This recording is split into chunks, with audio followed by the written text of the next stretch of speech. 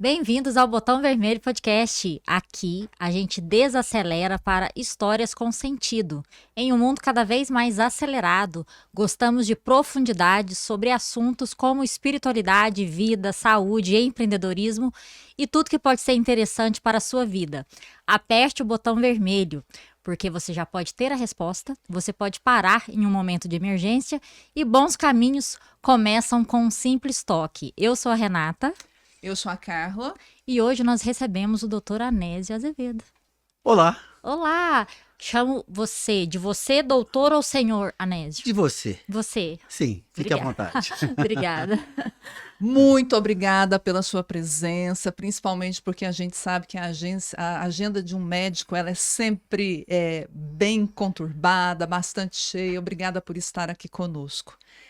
E aqui a gente faz uma primeira pergunta. O que é o mais importante na sua vida, doutor Anésio?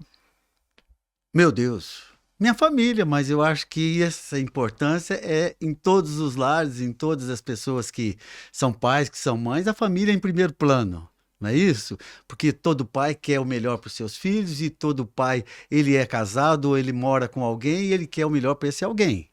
Logicamente, depois da família, você tem que pensar em profissão, porque a sua família vive conforme a sua profissão, não é assim? Então, são laços que são indistinguíveis. E pensando já na sua profissão, conta para nós quais são os seus grandes desafios dentro da sua profissão, o que é a sua profissão, o que você faz. Olha, eu particularmente acho minha profissão linda. São 35 anos que eu lido com cirurgia plástica e eu posso gabar não, mas eu posso me diferenciar porque eu fui um dos poucos alunos do professor Pitangui pobres. Eu tive uma dificuldade financeira muito grande lá no passado e eu consegui provavelmente fazer especialização em cirurgia plástica na melhor escola, vamos dizer, mundial.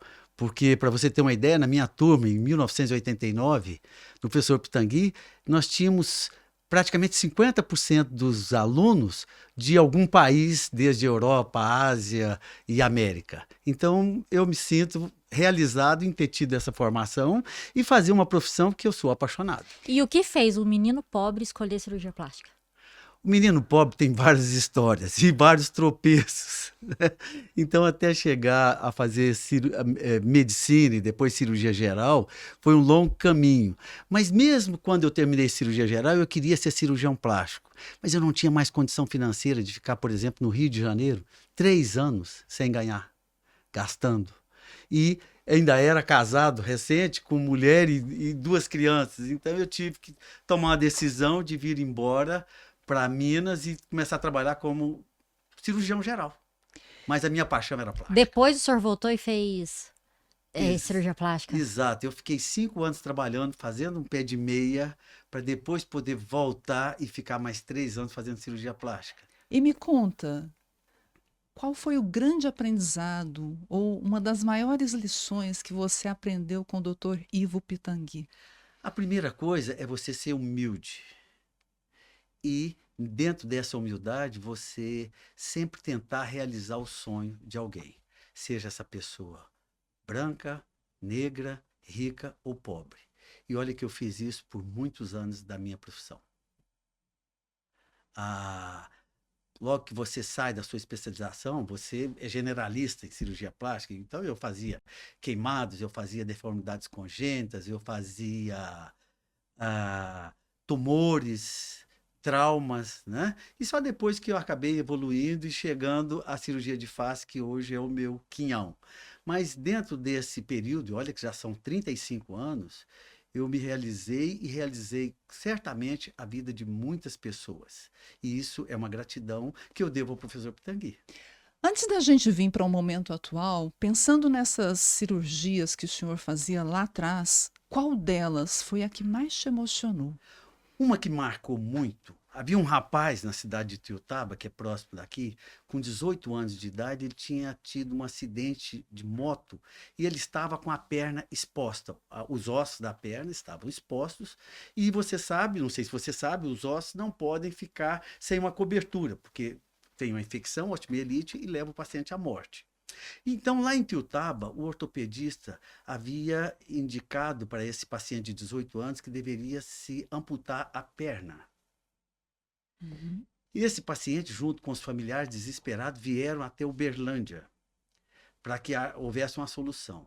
Os médicos de Uberlândia também disseram que o melhor tratamento seria a amputação da perna. Lembre-se, um homem de 18 anos com a perna amputada. Eu não sei como esse rapaz me procurou, alguém indicou, e eu fiz uma cirurgia que eu só sabia na teoria, porque eu não tinha nenhuma experiência com esse caso. E, à época, 30 anos atrás, a microcirurgia ainda estava engatinhando. Então, eu propus a esse paciente que eu ia fazer uma cirurgia nele, que eu ia costurar uma perna a outra. Nós chamamos de cross-leg. Então, de fato, eu costurei a perna saudável em cima da perna que estava doente e ele ficou, então, 90 dias com essas pernas costuradas uma a outra, com dificuldade para banho, para deambular. E era um rapaz muito pobre que morava na periferia. Eu ia todos os dias na casa dele fazer o curativo. Minha filha, que era novinha, ia também.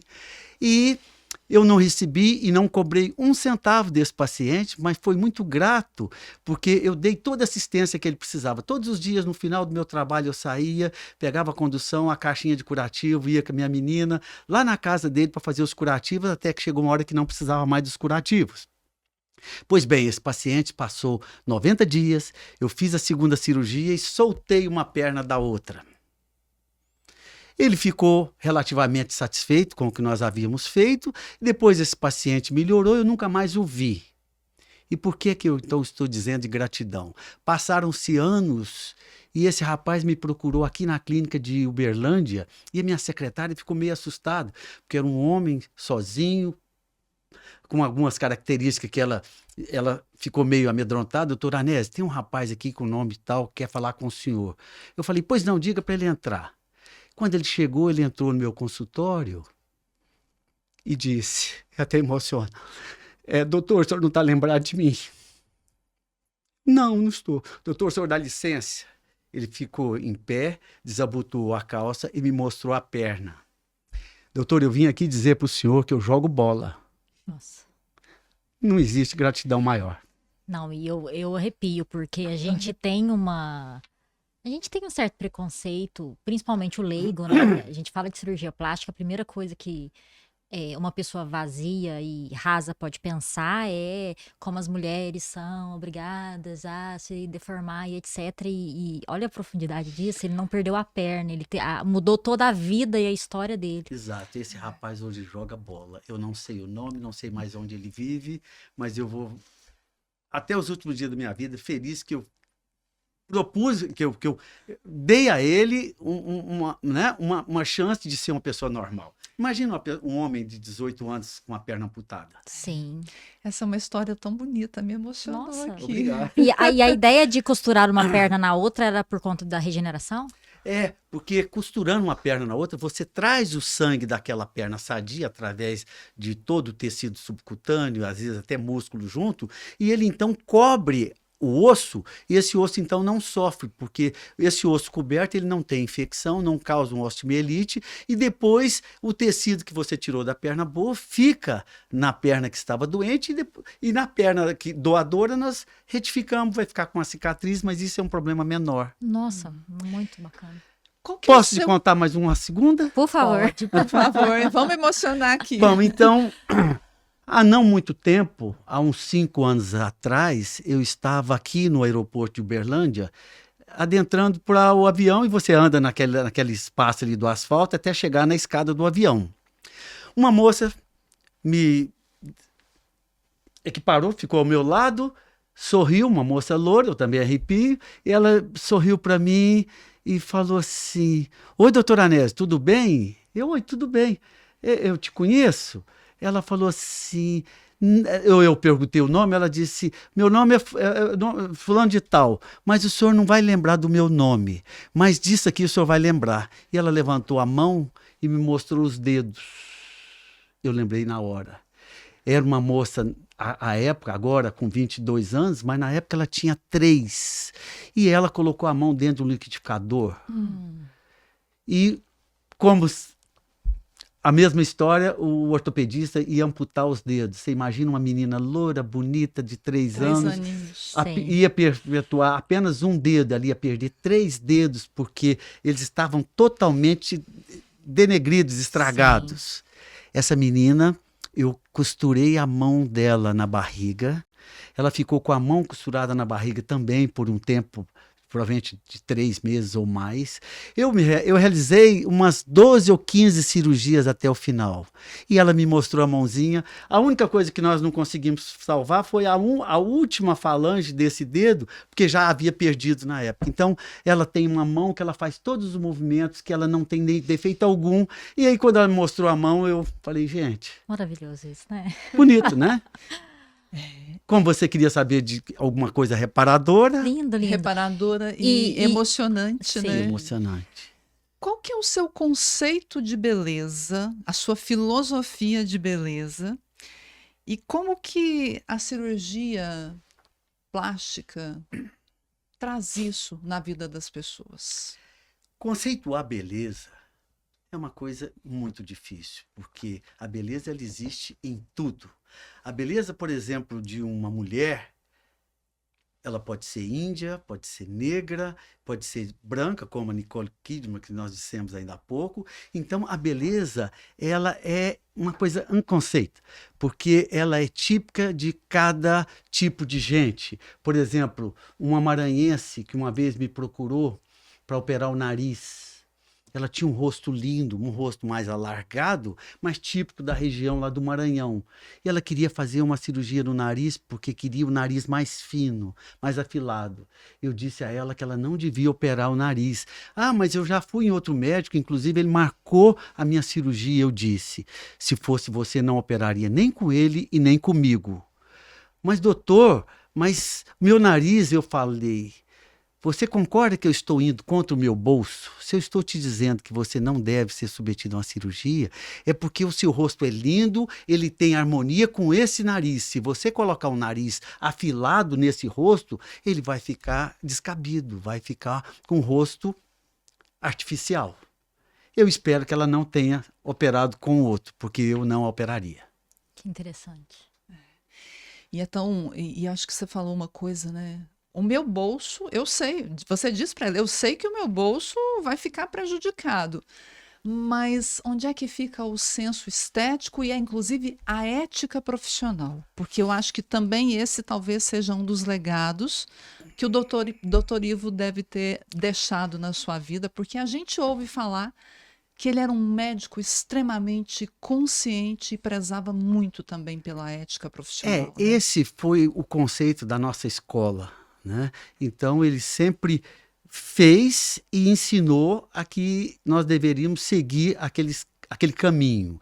Então, é muito interessante isso. A cirurgia, você devolve o elo perdido, mas você tem que saber dosar até onde a consciência do paciente vem, porque às vezes existe um paciente desequilibrado e também um cirurgião desequilibrado, que vai, de repente, realizar uma cirurgia que não vai ficar bem para o paciente. E principalmente o jovem. Nós sempre temos muito medo do paciente jovem, porque o jovem sonha. Sim. Quando eu pego um paciente de 45, 60, 70 anos, ele tem uma experiência de vida, ele sabe que as coisas não são exatamente assim, né? Que existem os caminhos e que nada é milagroso. Então a cirurgia plástica não é milagre. Você vai dar o seu melhor e você vai tentar esconder as cicatrizes em algum lugar, mas as cicatrizes existem. E o que mudou para você, aproveitando esse assunto dos jovens, nos últimos anos, a rede social, os filtros, eu acredito que causa mais questões ainda sobre isso, né? Sobre o desejo, a perfeição, a pele sem poros, sem cicatriz. Olha, quando um paciente jovem me procura, e principalmente quando ele traz a foto de algum artista ou ele me mostra, eu já sei que aquele não é meu paciente. Porque ele vai querer coisa, ele vai querer um rosto, um nariz, uma mama que não cabe naquele corpo. Então, o paciente jovem é um paciente que tem que ser muito bem analisado e, se possível, você tem que tentar conversar com ele, com os parentes, às vezes mandar até um psicólogo para que você não faça essas dismorfias Sim. que normalmente acontecem. Nossa, eu quero pegar dois ganchos para duas perguntas. Sim. Não, eu vou começar com isso, porque eu estava ouvindo uma palestra e dizendo o seguinte: você já ouviu falar da geração X, Y, Z, e agora tem uma outra que é das meninas da sua idade, geração Alfa. Dizem que já tem linha de skincare para crianças a partir de 8 anos. E diz que tem jovens, cada vez mais jovens, procurando cirurgias plásticas. Então, e tudo isso muito causado em função de quê? De redes sociais, dos filtros, inclusive tem um adoecimento mental chamado TDC, transtorno dismórfico corporal. Então, isso é muito grave, isso é muito sério. Caindo nas suas mãos, ok. Você vai dizer não, mas e caindo na mão de uma pessoa irresponsável, e eu vou chamar de dinheirista? Olha, nós temos visto muito, inclusive não profissionais da área, cometendo certas aberrações. As pacientes que aumentam o lábio, que fica uma coisa anormal, ou mesmo o rosto. Nós temos visto assim, coisas incríveis, mas felizmente esse tipo de paciente não vai me procurar, sabe? Mas muitas vezes você vê no Instagram coisas aberrantes. Fala, gente, como é que a pessoa se propôs a fazer isso e o profissional coadjuvou com isso? Mas é interessante como a criação e a tendência também influencia, né? Teve a tendência dos silicones, os peitos grandes, os seios grandes, depois teve a tendência de tirar. E o ser humano comum, que não é o artista, que principalmente trabalha com isso ou tem acesso a outros tipos de recurso, não consegue acompanhar e nem deveria conseguir acompanhar. Mas eu tive sorte com isso, porque na época que ficou famoso fazer bichectomia. Isso. E eu sempre tive as maçãs do rosto muito acentuadas. E aí eu tinha ido num dermatologista e eu comentei com ele. Ele virou pra mim e falou assim: nunca faça isso. Se alguém quiser fazer isso em você, não aceite. Mulheres pagam caro pra ter as suas bochechas.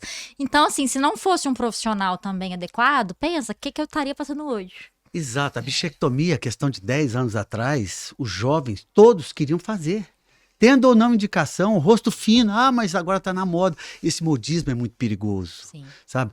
Porque a gente diz, né? Deus fez por alguma razão. Como é que você, de repente, tira essa gordura que ela vai ser... Você vai precisar dela depois de um tempo e o rosto vai ficar dismórfico. Meu Deus, felizmente as pessoas esqueceram da bichectomia. E como você direcionou sua vida para face? Você só opera face? Não, como eu havia dito aqui, em 35 anos de profissão, e quando eu saí do professor Pitangui, você sai generalista, você sai fazendo tudo.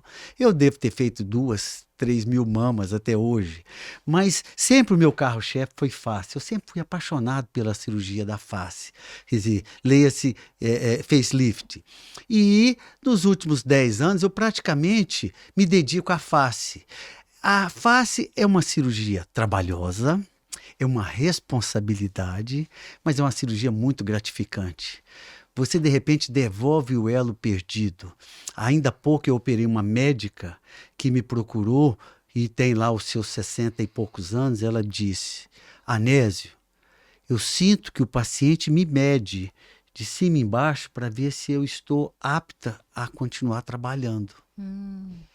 Porque quando você tem 20, 30 anos, você se preocupa com um pequeno silicone, uma lipo, mas depois dos 40 e poucos, e aí entra a história da menopausa, né? Muitas pessoas com menopausa precoce, é por isso que os pacientes procuram com frequência de 45 a 55 anos, que é a hora que ocorre esse balanço inverso devido à parte hormonal. E hoje, uma mulher de 55, ela equivale a uma antiga de 35. Ela está muito bem fisicamente porque ela faz academia, ela pratica algum esporte, ela faz o controle hormonal. E como é que fica o rosto?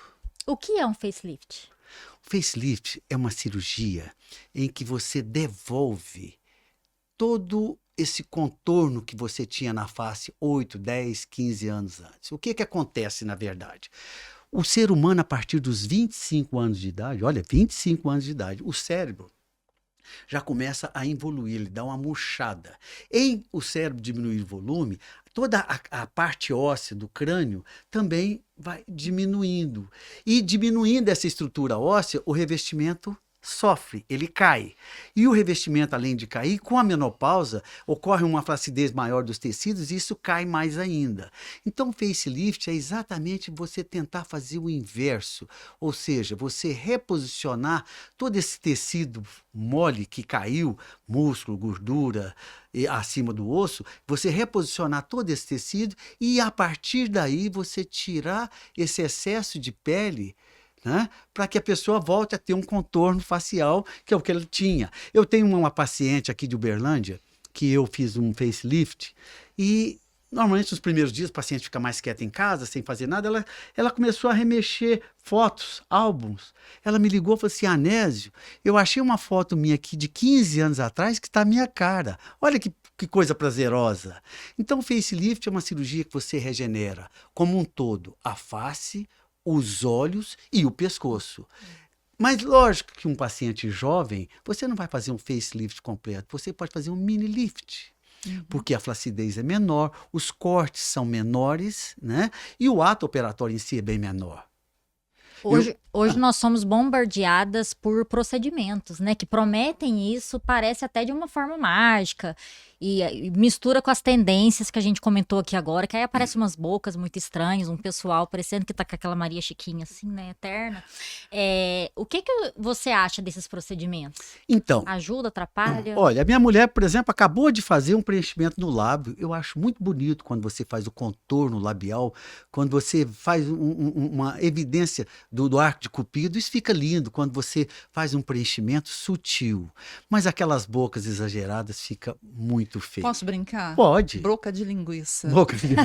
Você também faz Vou preenchimento? brincar. Não, eu não faço, mas eu indico, porque aqui em Uberlândia, por exemplo, há vários profissionais que fazem isso e muito bem. Mas quando as pessoas exageram, fica muito feio.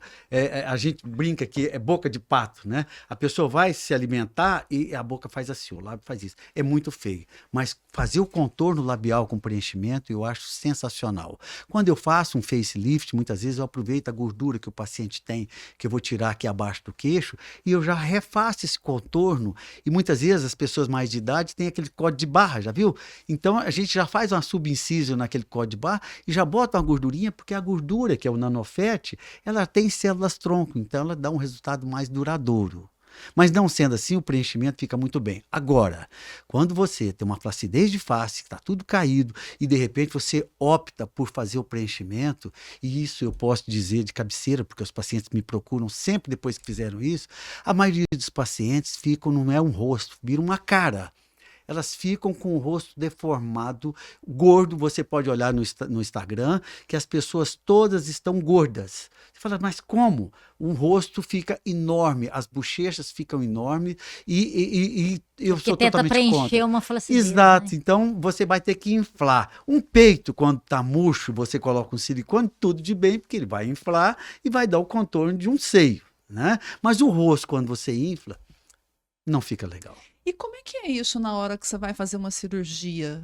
Essa pessoa cheia de procedimentos interfere no seu trabalho? Interfere, dificulta o seu trabalho? Interfere muito. Eu acabei de chegar de um congresso ontem que praticamente foram 2 dias só falando em cirurgia de face e a maioria dos colegas reclamando porque todos os rostos hoje têm preenchimento, fios de sustentação e o que é pior, agora o PMMA, que é uma substância que foi proibida até 15 anos atrás e agora voltou com outros nomes e as pessoas estão injetando. O grande problema do PMA é que você não tem como tirar. É como se alguém injetasse um líquido no seu rosto e logo que ele tem contato com o tecido da sua face, ele solidifica. Então fica como um plástico lá dentro. Esse plástico não sai e ele tende a migrar. Por exemplo, você injeta aqui, ele pode descer para a boca. Então dá um trabalho, ele muitas vezes, ele acomete a inervação do rosto, deforma e é dificílimo. Isso tem nos dado um trabalho muito grande. Interessante, né? Porque eu li esse final de semana, Estadão, que está crescendo absurdamente o número de pessoas buscando reversão desses processos de procedimento estético. Até tem um dado estatístico aqui. Diz que nos Estados Unidos, feito lá pelas associações, principalmente de cirurgia plástica e centros de dermatologia, nos Estados Unidos, 14% está caindo o número de pessoas procurando os procedimentos. Então, está aumentando os processos de reversão e, ao mesmo tempo, diminuindo o número de pessoas que estão buscando. E na Inglaterra, principalmente na região mais britânica ali, 27%. Então, me parece que no Brasil a gente ainda não tem dados, tá? Mas parece que também já existe uma diminuição. Isso corrobora com o que eu vejo no consultório. De alguma maneira, eu tenho tido vários pacientes que falam, eu fiz os preenchimentos lá atrás, mas agora não faço mais. Muitos pacientes que fizeram há 2, 3 anos atrás, não fizeram mais, sentiram que o rosto não ficou normal, você chega com aquela aparência, né? Uma bochecha enorme, você perde a identidade. Eu tenho notado que as pessoas têm deixado de fazer esses preenchimentos, essas coisas acentuadas, e têm procurado a plástica. Inclusive o pessoal de Hollywood, que se for ver hoje, a maioria dos atores famosos de Hollywood, todos estão, homens como mulheres, optando por fazer um facelift. E por falar em homens procuram. Qual é o percentual no seu consultório de mulheres que te procuram e homens que te procuram? E quando os homens procuram, qual é o principal objetivo? Olha, é lógico que uma porcentagem, hoje eu opero 90% de mulheres e 10% de homem. Mas ainda assim, esses homens têm aumentado a incidência. Qual é a idade do homem que me procura para fazer uma plástica de face? Normalmente é aquele homem que se separou. Ia perguntar isso agora. É o glow do divórcio, entendeu? É o glow do divórcio. Mas as mulheres também, as mulheres também o fazem. Depois do divórcio? Sim, depois do divórcio. Aí eu digo, por que não fez antes? Porque ela acomodou. Você pode observar que depois que separam, a mulher vai cortar, mudar o corte do cabelo, vai fazer uma plástica para rejuvenescer. Vai emagrecer. Vai para academia. E por que não fez isso antes da separação? Olha, acomodou. Só eu que fui subir mulherada, vou olhar para minha cama. Mulherada, ouçam o que o doutor está falando. Façam antes, não deixem para depois, porque aí também daqui a pouco eu quero fazer uma pergunta. Na verdade, já vou fazer. Qual é a correlação desses 30 e tantos anos de experiência em consultório, e principalmente esses últimos mais dedicados a essa parte, né, de face? Qual é a correlação, doutor, se você percebe, entre baixa autoestima e procura para os procedimentos, para cirurgias? Olha, existe essa coisa de baixa autoestima é muito importante. Certa vez, há uns 20 anos atrás, eu operei eu submeti uma paciente à cirurgia de face, uma mulher muito bonita, loura, dos olhos azuis, e eu fiz a cirurgia, me dei, e ela não ficou satisfeita. Aquilo para mim foi terrível, porque eu falei, gente, aonde eu falhei? Depois, procurando, fui indagar, fui tentar saber. Ela havia se separado recentemente e ela procurou a cirurgia plástica como uma maneira de reverter a separação. E isso não existe. Sim. Depois disso, eu sempre vou bater um papo com o paciente. Quando o paciente me procura, eu quero saber como é que está o emocional. Porque você não deve submeter a nada, nem atitude, se você não estiver bem consigo próprio. Sim. Nossa, eu gostei muito disso. Doutor, eu acho que para qualquer médico isso é tão essencial. Eu sou psicóloga, então eu sou muito suspeita. Exato. Então eu sou muito suspeita, porque qualquer tipo de intervenção que a gente vá fazer numa pessoa, nós precisamos saber como é que está o emocional. Então, gente, olha, quando eu ouço isso, eu falo, meu Deus, o mundo tem remédio. O mundo tem recurso. Como é incrível o contrário, né? A pessoa que ela alcançou vários objetivos, metas, e a questão da idade, da menopausa e tudo mais, e aí ela reverteu. Ela chegou lá e faltava só a cirurgia. É muito comum isso. como eu disse, as mulheres hoje, de 50 e poucos, muitas vezes quando elas me procuram com 56, elas falam assim, eu estou atrasada, né?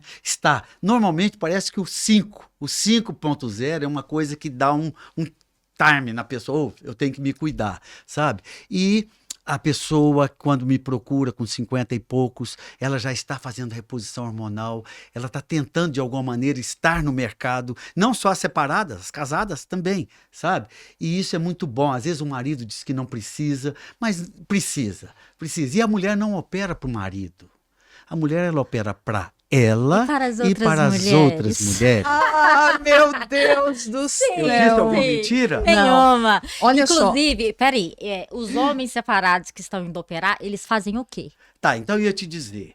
O homem separado, e normalmente separa com 46, 50 e poucos anos, ele vai para a academia, né? Faz Ele tudo que faz ele não toda a fazia atividade quando era física, casado. exato, ele passa a se cuidar, estar bem, e muitas vezes o rosto o compromete, principalmente porque um homem de 50 anos, quando ele vai arrumar uma nova namorada, ele vai arrumar uma de 20 e poucos. Como é que é? O homem troca uma de 50 por duas de 20, não é isso? Ai, meu duas de 20 Deus fica Tem sobra umas de troco. 40 que vale por 2 de 20. Sim, não, sem dúvida, vou entrar nesse mercado. Mas você me disse qual é a idade que os homens procuram. Eu te disse que tem 2 tipos de homens.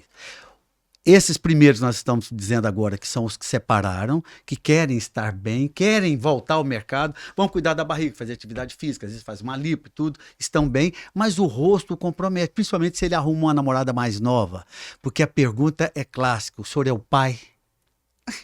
Depois dessa pergunta, essa Depois saia justa não tem sai conserto. correndo para buscar Então é um muito procedimento. comum isso. E outra, minha mulher fala uma coisa que é uma verdade. Parece que Deus foi machista até nisso. O homem, com 50 anos que ele faz uma cirurgia de face, ele volta 15, 20 anos, ele fica muito novo. Talvez porque a pele é mais dura, tem uma consistência melhor. Olha, o resultado de uma plástica em homem é infinitamente melhor do que o da mulher. Posso perguntar a sua idade? Pode. Qual a sua idade? 6,7. 6,7? Sim. Você já fez alguma cirurgia Ainda não plástica? fiz. Nem procedimento? Eu faço plástico, eu digo para meus pacientes, eu faço. Meus Então, pacientes. ontem eu fui pesquisar Não, um mas pouco. eu não entendi. Ah. Você já... Eu ainda não me submeti a nenhuma. Nenhuma? Ainda não.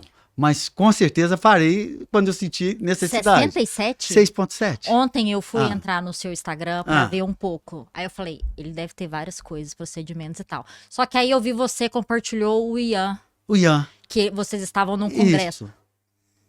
Isso. Ian é... O Ian não tem nada também. Não, o Ian tem 21 O ano que anos, vem, o 22. seu filho mais É novo. meu filho mais novo. Ele Você tem tem qual quantos idade? filhos? 22. Ele tem 22? É. Mas tá ele fazendo o tava último no ano de congresso medicina. com 22? Eu o levei para que ele tivesse um maior contato com a vida da cirurgia plástica, porque esse é um ano de indecisão para todo Entendi. estudante. Isso. Ele não sabe exatamente o que ele quer fazer. Falei, eu vou levá-lo ao congresso, ele ficou como só ouvinte, para ele ter uma ideia desse mundo da Não, plástica. Ian Vai é que ele lindo, gosta. lindíssimo. Mas olha o pai. Mas a mãe também. Mas a mãe também. Mas né? espera lá. Que povo lindo. Não, você já viu... você tem uma... Você tem quantos filhos? Duas. Tem 3 ao todo. Você tem Três. 3 Duas filhos? filhas que são lindas porque puxaram a mãe. Qual a idade? Uma de 33, outra de 34 anos. Tem E uma o Ian, que trabalha com Que é você médica, agora. já está começando a trabalhar comigo. Então, já. dos seus 3 filhos, só uma que não é A médica? única que não é médica foi... Eu mandei minhas filhas para os Estados Unidos, aquela fase de 16 anos, para high school, aquela coisa Sei. toda. Uma ficou nos Estados Unidos, se casou com um americano e hoje tem 2 filhos. Essa é a única que não é médica, mas ela cursou 4 anos de medicina nos Estados Unidos, faltavam 2, ela decidiu que não queria ser médica. Opção dela. Ok. Os outros, com certeza, são e serão. Então, você tem uma que trabalha com você já. Tem né? um que já trabalha comigo e o Ian eu levei justamente para ele ter um contato, quem sabe desperta. Sim, mas eu fiquei encantada como a beleza é uma herança de família. Você de viu, vocês, são né? os traços. Nós que somos descendentes de negros. Aliás, eu brinco sempre que se eu fosse depender de negro, eu passava fome. Porque eles envelhecem muito, mas muito mais tardiamente. Sim. Sabe? A pessoa, eu digo que a mulher branca, de olho azul, ela é mais linda do que as outras numa proporção, mas ela paga mais caro, ela envelhece mais cedo. Eu tenho uma quantidade de pacientes. Sou um exemplar. Exato, eu tenho uma quantidade. Fugi um pouquinho. Eu tenho uma quantidade de pacientes em torno de 48, 52 anos, brancas, de olhos azuis, porque elas realmente envelhecem mais cedo. E deixa eu te contar uma história, que aí eu quero fazer uma outra pergunta. Esses dias eu estava no supermercado e eu tenho 2 filhos. Com essa carinha? Uma de 10 e um de 7. Nossa. E aí eles estavam fazendo uma baguncinha assim, e eu tava tentando contornar a bagunça, e tinha uma bela mulher assim, aí ela olhou pra mim e falou assim, nossa, aproveita, porque eles crescem muito rápido, daqui a pouco eles estão com 30. Aí eu falei, você tem filho? Ela falou, tenho. E uma mulher assim, ela não era só bonita, ela era elegante, ela era fina, ela tinha presença.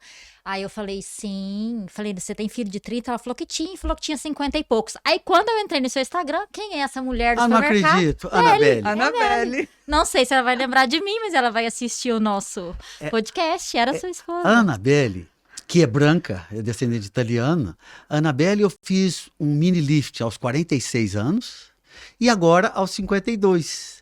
Ela, no momento, ela está com 56, é mais ou menos isso que você disse. Ela faz a parte dela, vamos dizer. Eu faço a minha, faço as plásticas que precisa, mas ela se cuida. Ela gosta mais dela do que de um prato de comida. E o que Isso te é encantou fundamental. na Anabelle? A Quando você a Anabelle, conheceu? ela tem um conceito de vida que é diferenciado, sabe? Ela, daquela mesma maneira que você conversou, ela é educada, ela é leve, sabe? Ela é diferente. Tanto que eu havia casado umas 4, 6 vezes e 6? com ela... Senhor, na glória. E agora nós já estamos juntos há 20. Que legal. Mas ela realmente se cuida, quer dizer, ela faz as cirurgias, mas ela faz a parte dela. Vai para academia, ela é organizada ali, criteriosa com... Olha, eu conheço. E vocês são diferentes. Eu conheço a Anabelle há mais de, vamos pensar, acho que talvez uns 30 talvez. 32 anos. De onde você conheceu? Porque o primeiro esposo dela, eu trabalhei com ele, então eu conheci ela daquela época. E desde então, ela sempre foi. Ela é isso, aquilo, né? É característica de personalidade. Ela sempre foi impecável. E para mim, a marca registrada da Anabelle, sua esposa, é o cabelo. Sim, É o um cabelo marcado, ela loiro. sempre tem um cabelo. Ela sempre cultiva um cabelo que a diferencia em cada época. Ela é uma mulher que em não cada tem época. como não olhar. Ela já usou Joãozinho, né? O cabelo curtinho. Curtíssimo. Sim. Quando eu a conheci, era o cabelo curtíssimo. Exato. Ela tem o que a gente fala de uma mulher magnética, né? Ela marca presença. Não é só beleza, não tem como não olhar é. para ela. E, inclusive, para piorar, né, nessa stalkeando, né, o doutor Anésio, eu vi que você tem viagens bem diferentes das pessoas comuns, né? Aí eu vi Piauí, interior do Piauí, Pantanal, Monte Roraima. Além de tudo, Belle faz trekking, velho. É porque E eles vão de lutinhos convidando. Porque, além de tudo, você também gosta? Ela é montanhista. Ah, sim. Mas olha, deixa eu te dizer, o Monte Roraima foi um desafio. Aliás, na vida, a gente sempre tem que ter desafios. É uma maneira de você se preparar, se cuidar, para que o momento, quando chegar, você está pronta. O Monte Roraima, não é todo mundo que consegue chegar lá, a menos que você vá de avião. Né? Você foi a pé? Nós fomos a pé. Eu achei que você tinha de avião, olha o meu preconceito. Tá Eu falei, vendo? ele pagou 15 Tá mil. vendo? O pra ir Monte no Roraima, ele faz divisa com o Brasil, mas na onde ele faz a divisa com o Brasil é um paredão de praticamente 2 quilômetros de altura. Então você não consegue ir por lá. Para você chegar no Monte Roraima, você tem que ir para a Venezuela, adentra a Venezuela talvez aí uns 60 quilômetros, para poder chegar numa aldeia indígena, porque o Monte Roraima é uma concessão indígena e por isso você não pode alterar em nada a ecologia deles. Sabe? Então nós nos preparamos 6 meses para ir ao Monte Roraima. Primeiro caminhadas, algumas corridas, depois caminhadas com peso, porque você tem que carregar uma mochila, pelo menos 10% do seu peso. Eu acompanhei esse treinamento. Exato. O Monte Roraima, se vocês não foram, vá. Sabe? É diferenciado. Você gasta 3 dias para chegar no topo dele. 3 dias de caminhada, e essa caminhada é nível, às vezes, 6 é o máximo. De dificuldade? Inclinação? De dificuldade? É de 1 a 6. Quando você vai fazer uma atividade que ela tem a graduação, que é mais pesada, menos. Sim, por aí. Ela tem a graduação máxima, porque quando você chega no paredão, a subida é quase que vertical. Para você ter ideia, nós fomos um grupo de 5 colegas médicos da minha época de faculdade. 5. Dos 5, 2 jogaram a toalha. Apenas 3 conseguiram chegar ao topo. É muito difícil, mas é gratificante chegar e falar, eu consegui. E você sempre gostou disso? De onde vocês tiraram isso? Porque o Piauí e o Pantanal também são destinos diferentes. Então, eu sempre gostei de relevos, eu sempre gostei de história. O Piauí, com aquelas riqueza daquelas pinturas rupestres, o Piauí tem o maior acervo do mundo em pinturas rupestres. São praticamente 1.500 pinturas. E está aqui no nosso Brasil. Sabe? O Piauí, só a única coisa que eu não gostei, que eu não faria novamente, foi subir aquela escada. É uma escada vertical de 60 metros. Não é pelos 60 metros, é porque eu tenho medo de altura. Sabe? As minhas mãos começam a suar. Então, mas olha, é fantástico. Eu acho que todos os brasileiros deveriam ir ao Piauí enquanto tem perna, porque você tem que fazer trilha para chegar nos lugares, porque as pinturas são em cavernas, em lugares assim totalmente inóspitos para que você vá facilmente de carro. Você tem que realmente fazer, mas é muito interessante. E eu já fui, para você ter uma ideia, que eu gosto de história, já fui ao Egito 3 vezes. No Egito, para você entrar dentro das pirâmides, você também tem que ter estrutura, porque aqueles caminhos internos não foram feitos para que você fosse para gente alta. Né? Tem lugares que você praticamente sobe deitado, mas você vai. E se for claustrofóbico, não consegue. Mas é muito interessante. E qual é o próximo destino? Então, nós estávamos pensando aí agora em fevereiro para o Salar da Bolívia. Depois eu vou falar do Atacama, que nós fomos em viagem. Mas a próxima é ir para a Bolívia. Agora parece até um modismo, todo mundo quer ir para o Salar da Bolívia. Sim. E é muito interessante, mas para você ir, o ideal é que seja a partir de fevereiro, porque já vieram as primeiras chuvas. E a água, junto com aquele espelho de sal, ela fica linda, ela reflete até o céu. Então é a melhor época para ir à Bolívia para visitar isso. Além disso, o que mais você usa como estratégia para descomprimir? Porque eu imagino que a rotina de um cirurgião plástico não deva ser fácil, mas o que mais que você usa para descomprimir? Olha, realmente, a vida de cirurgião plástico não é fácil. Quando você começa na profissão, você praticamente opera de domingo a domingo. Hoje eu me dou ao luxo de fazer, no máximo, 2 cirurgias por semana. Porque eu preciso de ter um tempo para mim, eu preciso ter um tempo para me cuidar, para eu poder fazer minhas atividades físicas, para eu passear com meus dogs, que eu sou apaixonado, sabe? Então você tem que ter qualidade de vida. E realmente, para você ser um cirurgião plástico, você tem que estar bem fisicamente. Porque as cirurgias são desgastantes. Eu gasto 6 a 7 horas para realizar uma cirurgia de face. Imagina você ficar 6, 7 horas em pé. Né? Então, realmente, se você não tiver estrutura, se a musculatura do dorso não estiver bem, como é que você se posiciona? Sim. Entendeu? Isso é interessante. Ela, só pegando um gancho, ela tinha me falado porque eu gosto dessas viagens. Eu cometi também uma. Quando você vai fazer uma coisa louca, estúpida, talvez.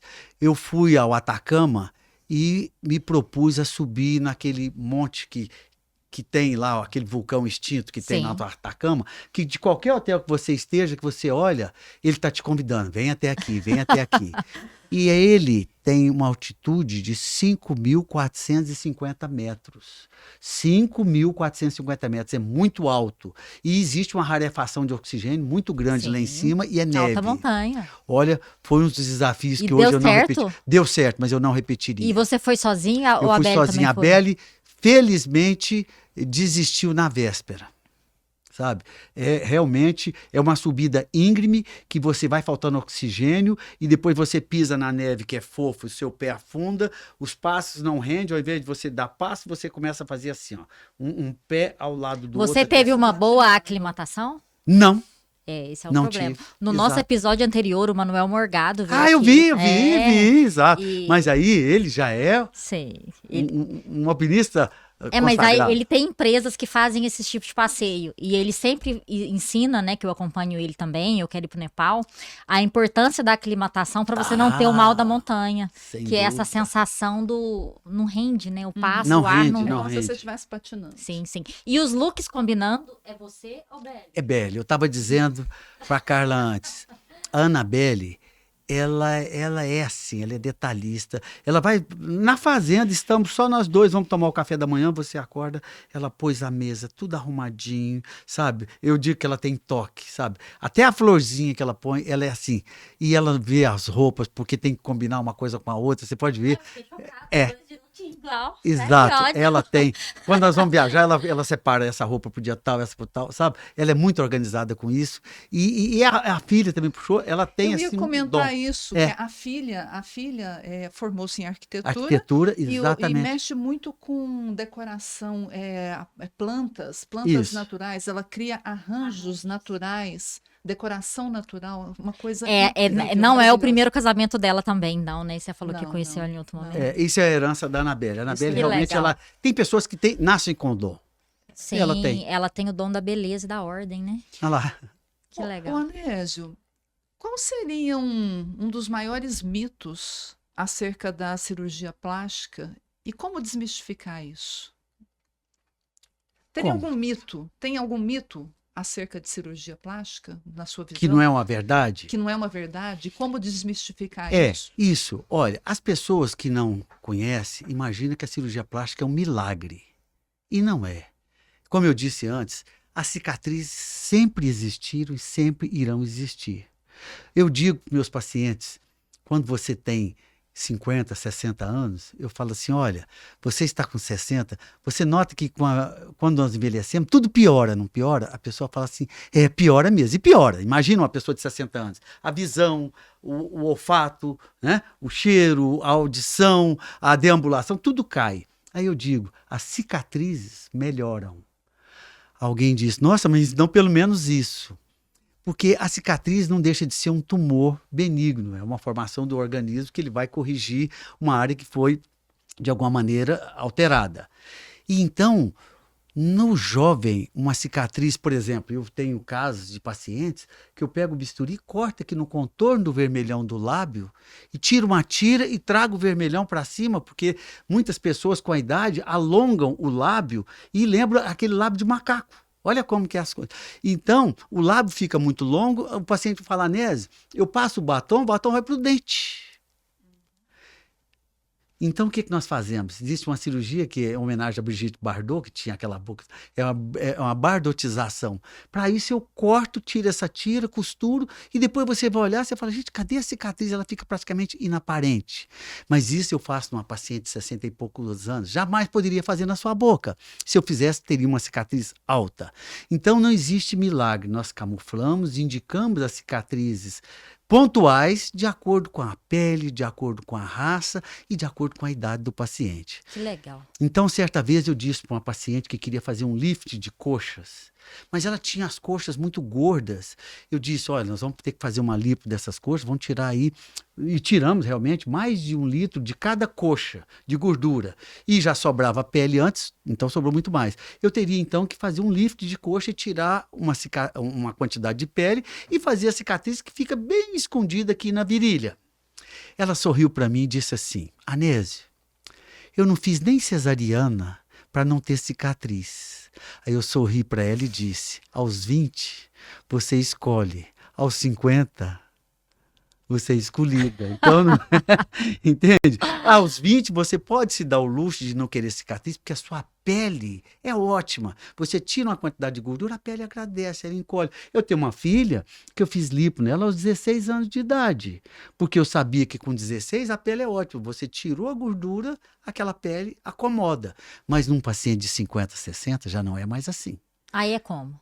Você tem que tirar os excessos de pele. Entendi. Anésio, mas existem os aparelhos hoje que passam, eu estou vendo as propagandas que se faz abdominoplastia sem cicatriz. Mito. Uhum. Tipo que cola a pele de novo. Que a pele encolhe. Entendi. Na verdade, na prática, pelo menos os pacientes que me procuram, isso não acontece.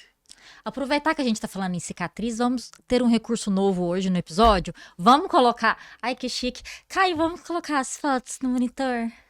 Então, essa é uma paciente de 60 e poucos anos que me procurou E com esse pescoço que vocês estão vendo à direita, com essa flacidez intensa abaixo do queixo, eu disse a ela que teríamos que fazer uma cicatriz debaixo do queixo e a outra atrás da orelha, para que nós tirássemos essa flacidez. Ela virou para mim e disse: olha, eu sou casada com um judeu, ele não gosta de cicatriz, e lá nos Estados Unidos as pessoas não gostam de cicatriz. Eu mostrei a foto e falei: escuta, com esse pescoço você está preocupada com a cicatriz? E então você pode ver na foto da direita que isso foi no outro dia da cirurgia. Ela tem uma cicatriz que está camuflada, que praticamente é imperceptível. E olha se não valeu a pena a troca. Tá maravilhoso. Sim. E aí eu quero aproveitar e perguntar duas coisas. Como é que é a anestesia para fazer esse procedimento? E também como é porque você está falando de um dia depois, não tem nenhum roxo. Eu fico muito surpresa quando você coloca lá no seu Instagram um dia depois, um dia primeiro depois. dia de pós-operatório. Então, quero que você fale isso para nós. Olha, as minhas cirurgias de face são 100% realizadas com anestesia local. Local? Logicamente, anestesia local, com a presença do anestesista, que faz uma sedação superficial, e eu faço isso com uma tranquilidade muito grande. E quais são as vantagens da anestesia local? Sangra muito menos, os riscos são infinitamente menores. Para você ter uma ideia, eu tenho paciente de 89 anos que submeteu ao facelift comigo com anestesia local. Que interessante. Meu Deus, 89. 89. Bem, quer viver, ela quer viver. Chances para mim, porque, doutor, eu não sei se eu falei, né, mas eu não tenho nenhum procedimento até hoje. Sim. Mas na nossa conversa prévia que ele contou que eu que olho no espelho todos os dias não vou perceber o envelhecimento. Mas se eu pego uma foto minha de 40, de 35 anos... É nítida a diferença. Exato. Eu acho que você tem que tomar um café com a Belle, porque aí a Belle tem tempo que eu não te vê, a hora que a Belle te vê. Então, Isso. E eu fico feliz de saber que essa questão dos procedimentos, cada vez mais as pessoas estão revertendo ou buscando menos, mas eu não digo que não procurarei, porque se eu perceber que alguma coisa... Isso incomoda, você só deve fazer quando alguma coisa te incomoda, lógico. Mas lá no futuro, né? Então, Sim. Porque quando eu vejo as suas pacientes 69, 73, 80... 89. 85, 89, exato. E sabe o que eu acho interessante? Essa conversa aqui, ela traz realmente o que a gente prega, que é clareza e profundidade. Porque a gente já falou de alimentação saudável, de menopausa, de exercício físico, mas a decisão consciente não tira o brilho de nada. Fazer uma cirurgia plástica requer investimento financeiro, questões emocionais, ok, pós-operatório, então não é essa, né? Eu não tenho que escrever nada na pedra, você pode querer tudo, então... tenha profundidade nos assuntos para saber decidir. Então me pergunte sobre o pós-operatório.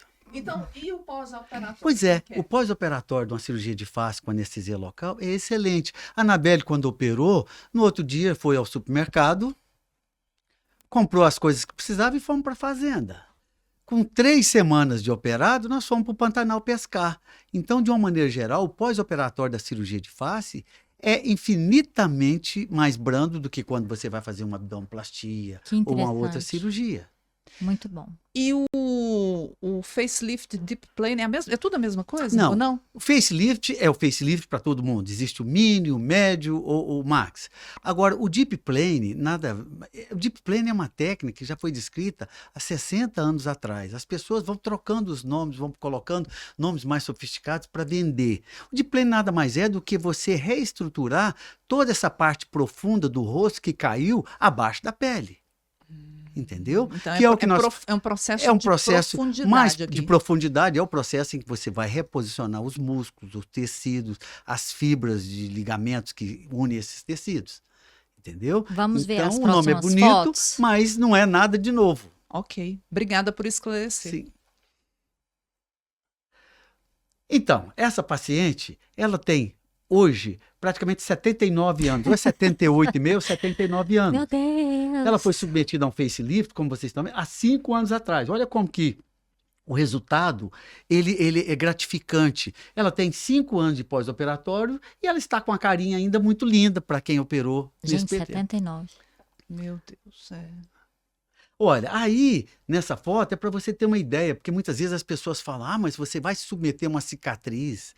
As cicatrizes, quando bem posicionadas e bem confeccionadas, olha, elas praticamente são imperceptíveis. Você vê ali uma cicatriz na frente da orelha, que é uma cicatriz ainda nova. Essa paciente deve ter aí 2 meses de pós-operatório. Com o tempo, ela some. E eu, às vezes, tenho que fotografar o paciente logo no pós-operatório, depois ele some. Se você resolve o problema do paciente, ele não volta lá, já está tudo resolvido. Então, essa outra foto é para você ter uma ideia. Essa paciente tem 62 anos. Olha, isso aí é no outro dia de pós-operatório. Isso é um facelift? É um facelift, inclusive eu fiz nanofet na região malar, porque ela tinha essa região mais apagada, mas olha como que você devolve o contorno da mandíbula, olha como que o pescoço fica mais liso, quer dizer, você não vai mudar a fisionomia, com certeza, se ela procurar uma foto de 10, 12 anos atrás, era aquele rosto. É isso que você chama de buscar o elo perdido? É. É. Exato. Isso. Olha o pescoço dessa outra paciente, como estava debruçando, olha como ela tinha pele sobrando. Então, se você devolve esse elo perdido, a pessoa vai se sentir bem. Uma mulher nessa idade, ela quer estar bem perante o público. E o rosto é o cartão de visita. Tem mais dúvida? alguma, Sofia? Olha que interessante que ele não muda a pessoa, é um retorno para algo que a pessoa já teve. É, por isso que quando ele começou a falar do elo perdido, eu falei assim, o elo perdido deve ser isso aí, né? Em algum momento você reconecta com aquele rosto que você já teve, né? Há mais de 30 anos, quando eu estava na clínica do professor Pitangui, eu estava fazendo um trabalho científico sobre cicatrizes de face, e na ficha de uma paciente, que era uma alemã, ela mandou uma foto para o professor, estava dentro, eu sei porque a foto estava dentro do prontuário. Professor, eu era assim, mandou uma foto então de uns 20 anos atrás, linda, com aquele rosto maravilhoso. E eu gostaria que o senhor me devolvesse essa beleza. Muito bom. Sabe? Então, de alguma maneira, o afã de todas as pessoas é querer estar bem, rejuvenescida. E como nós falamos hoje, com tratamento hormonal, com academia, com alimentação saudável e tudo, por que não melhorar o rosto? Isso. Anésio, tem pessoa feia? Não tem pessoa feia. Tem pessoas com traços distintos, não é isso? A beleza, como eu disse antes, ela não é conceituada. Cada um tem uma beleza ímpar, específica para aquele rosto. É interessante que quando eu morei fora, as pessoas achavam que eu era russa. Você tem os traços orientais, tem sim. Elas não, aí eu tive um problema de identidade, porque eu era brasileira. Talvez você não tenha como a russa somente a altura. Né? Os russos, eles ficaram 100 anos sem se misturarem. Eu sou muito alta, tá? Pra quem não me conhece. Na Rússia, se você sobe uma escada rolante lá do metrô, você vai olhando as pessoas que estão subindo, se você está no sentido oposto, subindo ou descendo, você vai olhando, eles são praticamente todos iguais, todos são altos, todos são brancos, todos têm os olhos claros. É incrível como que existe uma hegemonia, que é diferente do Brasil, que houve uma miscigenação muito grande. Sim. Misturamos. E Anésio, o que a sua mãe fez para você, de essencial para você se tornar o homem que você é hoje? A minha mãe era costureira e o meu pai era lateiro. Então todos, de alguma maneira, trabalhavam em serviços manuais. E eu, desde menino, observava isso, a minha mãe costurando, fazendo um linhavo, né? Muitas vezes ela falava que ia colocar um vestido a ponto de prova. Então hoje, quando eu faço uma face, eu ponho primeiro aquela pele em ponto de prova, para depois eu tirar os excessos, tudo. Então eu copiei muito isso deles, sabe? E além de tudo isso, meu pai e minha mãe eram muito inteligentes, apesar de pobres. Maravilhoso. Interessante, né? Porque é o alinhavo e a costura é a beleza. O detalhe, o acabamento. Detalhe, é o belo. E o lateiro tem a ver com o martelinho de ouro também, né? Que é a mesma coisa, é o detalhe, o cuidado. Anésio, aqui está a sua câmera, né? Sim. Então eu quero que você olhe para ela e diga, né? Onde é que as pessoas podem conhecer melhor o seu trabalho? Você pode citar o seu @. Olha, não gosto de fazer isso não. Eu acho que a melhor propaganda é de pé de ouvido. É aquele paciente que você fez um bom trabalho e ele vai falar bem de você. Eu, às vezes, saio nas redes sociais porque as pessoas têm que saber que eu existo. Mas, normalmente, o paciente te procura e ele te encontra em algum lugar. Sim, inclusive, obrigada por vir aqui, Que porque isso, foi um o médico que prazer. já formou há 35 anos, ele não precisa ir no podcast para se promover, né? Então, foi foi para te conhecer Eu mesmo vim e aqui para conversar. passar a minha experiência. Sim, muito Logicamente, bom, nós muito teríamos bom. assunto para falar o dia todo. Com certeza. E eu fico muito feliz que vocês tenham me convidado. Muito obrigada mesmo, de todo o meu coração, pela sua presença. Eu espero Obrigada que eu tenha por estar aqui. acrescentado. Com certeza, foi Acrescentou ótimo. muito. Normalmente a gente vem meio tenso, né? Nossa, como é que vai ser ali? Mas acho que consegui passar Não, o meu foi recado. ótimo. Obrigada Conseguiu, por vir. sim, Eu sabia que obrigada. seria uma excelente conversa. Como que você sabia? Porque eu sabia. A pessoa que subiu o Monte Roraima foi no Piauí. Como que não pode ser legal? E que faz esse trabalho lindo que a Com gente certeza, vê eu já por quero aí. ir lá. Ah, qual é a idade para começar a pensar em fazer um facelift? Não existe. A idade é você. Eu tenho pacientes que eu já operei com 36 anos de idade. Essa paciente de 36 anos de idade tinha sequelas de acne. É muito comum a pessoa que teve espinha lá na juventude, essa pele, ela é uma pele sacrificada, é uma pele que envelhece mais rápido. Existem cicatrizes internas que a retrai. Então, é comum esses pacientes que tiveram sequela de acne, a gente fazer a cirurgia mais precoce. Mas eu tive uma paciente loura dos olhos azuis, de 38 anos, que me procurou para fazer uma face. Eu até sorri e falei, como você veio aqui fazer o rosto? E me surpreendeu. Ela tinha uma sobra de pele muito grande e depois ela me disse, Anésia, eu já fui gordinha. Então isso faz a diferença. Porque a pessoa que foi gorda, emagreceu, de alguma maneira, ela tem uma flacidez maior. Realmente é um assunto muito interessante. É muito. Te agradeço mais uma vez pelo seu tempo, pela disponibilidade.